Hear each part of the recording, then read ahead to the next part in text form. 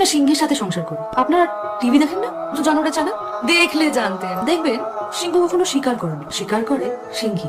ও তাই আমি না চাই না প্রদীপ আমাকে ভালোবাসা ছাড়া অন্য কিছু করবে। কি ভালো না, আপনাদের ঠিক ওপরের ফ্ল্যাটে আমি থাকি, দিন আসবেন, চাকরি যাবেন, বই বেরোলে আপনাদের ঠিক পাঠিয়ে দেবো। পড়ে জানাবেন কেমন লাগলো। আজ আসি।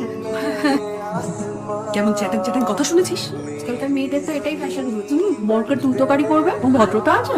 আরে ছাড় তো, এরা বেকার বরের সাথে কদিন সংসার করতে পারে দেখ। এদের হ্যাপি এন্ডিং ওই ডিভোর্সে গিয়ে।